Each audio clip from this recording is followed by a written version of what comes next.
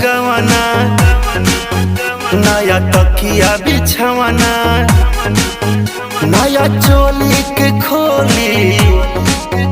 तू बनवला खेलवाना जा नाश कर देला हमर नया नया गवाना नया तकिया बिछवाना नया चोली के खोली तू बनवला खेलवाना